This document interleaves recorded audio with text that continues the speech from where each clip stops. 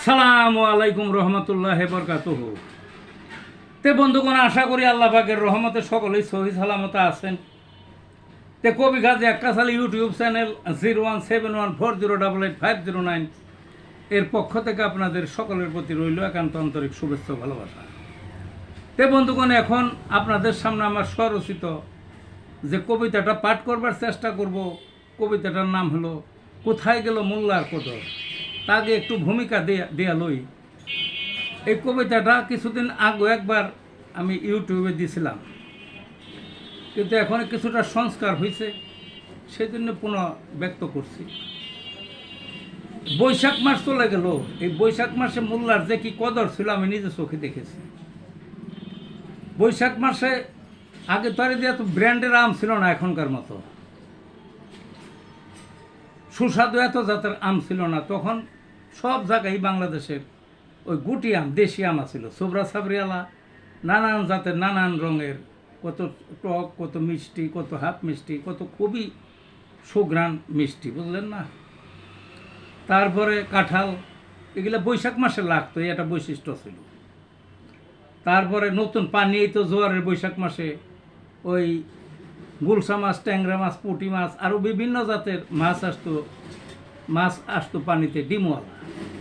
আবার বৈশাখ মাসে আউশ ধান কাটা শুরু হইতো, কাজেই বৈশাখ মাসে মোল্লারে কি কদরটা করতো, ওই মোল্লার পাতে আম দুধ না দেয়া কেউ আম খাইতো না। অর্থাৎ আম আগে মোল্লারে খাওয়াইতে হবে, আম এবং কাঁঠাল দুইটা, এই যে দুইটা বছর ফল বৈশাখ মাসের, এই আম কাঁঠাল মোল্লার পাতে না দিয়ে কেউ খাইতো না।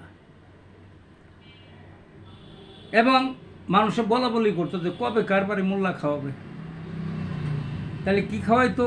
আম দুধ কাঁঠাল বাধ্যতামূলক মোল্লাকে প্রত্যেক বাড়িতে বাড়িতে।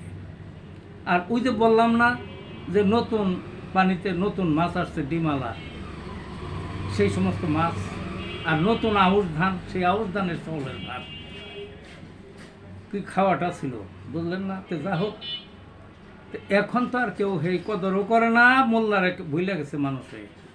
ওই শুধু মারা গেলে জানাজার সময় আর মসজিদে যখন নামাজ পড়ে তখন মোল্লার কদর, আর খাওয়া দাওয়ার মধ্যে নাই। তো যা হোক বন্ধুগণ, এখন আসি আমার কবিতাটার মধ্যে, কোথায় গেল মোল্লার কদর। মোল্লার কদর বলবো কি আর, নানি দাদির যুগে রাস্তাঘাটে মোল্লা দেখলে আদবনত শিরে, মহিলাদের মোল্লা ভক্তি সকল সীমা ছেড়ে, মোল্লা যদি সামনে পড়তো ঘুমটা মোড়ে দূরে। বৈশাখ মাসে মোল্লার কদর প্রতি ঘরে ঘরে, কেকার আগে দাওয়াত করবে টানা হেসরা ধরে।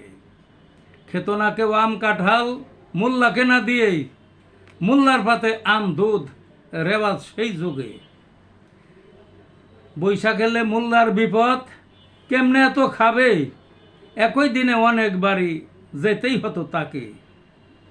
নামে মাত্র একটু খেয়ে ফিরত দোয়া করে, তাতেই খুশি সেকালের লোক মোল্লার পরশ পেয়ে। আহা, কোথায় গেল সেই দিন, কেবা বিশ্বাস করে, এখন সবাই আম খায় মোল্লাকে না দিয়ে। মোল্লার ধার ধারে না কেউ নিজের উদর আগে, মোল্লার কদর ভুলে যাওয়া আদৌ সঠিক নয়। এই ছিল বন্ধুগণ কবিতাটা। ভালো থাকুন।